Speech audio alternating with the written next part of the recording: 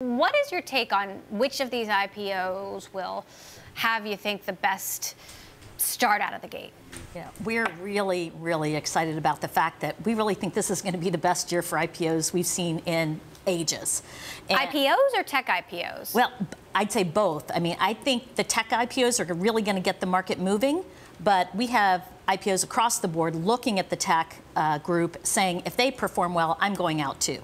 So what about the fact that Lyft is losing half as much money as it's making? Are investors concerned about that? Investors are excited about getting parts of the deal. Actually, the bigger concern is that they're not going to get as much ownership in these companies as they want to. These offerings are going to be oversubscribed.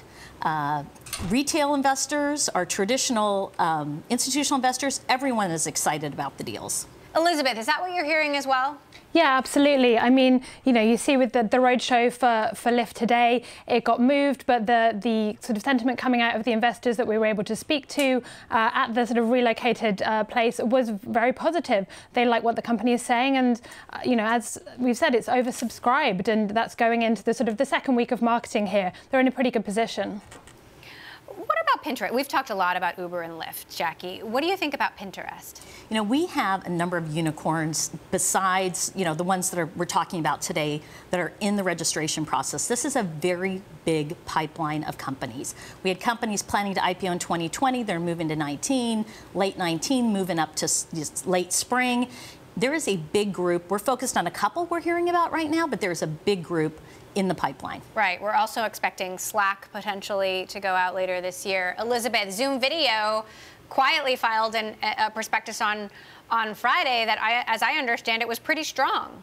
Yeah, absolutely. And they had some pretty good numbers. And, you were talking about Pinterest there as well. They're one of these companies that, yes, they're still making a loss, but that loss has narrowed. So you're starting to see this crop of sort of not quite profitable, but slightly sort of more friendly numbers coming at you from the unicorns. And with the Zoom, we've had some really interesting sort of analyst comment today saying that once that starts trading, it could shoot up to a valuation sort of north of 10 billion pretty quickly.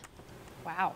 So, Jackie, what do you think is going to set these companies apart? I mean, they're not all the same. They're all very different. Even Uber and Lyft are very different. And I think that's what's really great about this, is we really have a diverse group of companies coming to market. Now, what is common about them, and I think this is a trend we're seeing in the industry in tech, is these companies, a lot of them are platform-based companies that have options to take the platforms they have today and really diversify their revenue streams, really hit a very broad market, not just consumer. A lot of these are very heavy consumer-facing, but they've got B2B plays, some more early stage, some more late stage. All of them have really interesting growth stories. So if investors are concerned, and there must be some concerns, what are they concerned about? Well, I think that what's going on right now is the markets are almost up back to some of the peak levels, right? These companies are coming out in times where markets are strong, volatility is low. We've gotten great news on jobs reports, interest rates, everything. There's a lot of positive momentum. It's a great economy, but folks are concerned about, can this hold? And Elizabeth, there was a big market drop on Friday, some recovery today. Of course, some political issues going on with the debate around the Mueller report, but trade talks restarting between the United States and China. I mean, how is the political environment going to impact investors' appetite for these companies? Well, I think the political environment has already impacted the IPO pipeline this year. I mean, we had the shutdown at the beginning of the year that really set this whole process back by a good couple of months. So that's why we're seeing so much activity sort of rushing now. And with the IPO market, we always talk about a window. We talk about a good opportunity for companies to get out there and sort of get investors when they're really hungry for these new stocks. There's a huge amount of supply coming into the market, and I think the real question with how markets are looking is whether the demand is going to be there when they get there. But if you think back to sort of when Alibaba listed, that was the last time that people were talking about a market top and whether we could use IPOs as some kind of indicator of that. It didn't happen then, so I think in terms of what's going to happen now, it's kind of wait and see. So I have a chart here in my Bloomberg which shows sort of the dot-com bust in the rearview mirror. We've come a long way up from some lows. But I wonder, Jackie, is there anything that could set this off track? I mean, is there a chance that, Lyft or Uber or Pinterest could be the next Snap and a company that goes out with great fanfare, but then, the market cap is now a third of what it once was?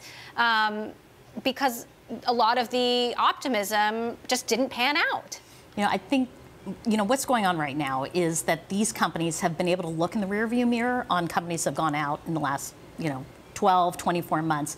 Most of them have focused on, I'm going to be presenting metrics to the market, not just financial, but non-financial. Let me make sure that that is backed up. Let me make sure that I have robust forecasting processes and systems that I can support both from non-financial and financial metrics. There's a lot of focus on growth stories and more. So these companies are coming to the market very well prepared. But could anything throw them off? Market conditions could definitely throw things off. The growth plans are aspirational. Many ambitious. Of them. They're ambitious. So investors need to take a long-term view. This is not a short-term investment. This is a long-term investment.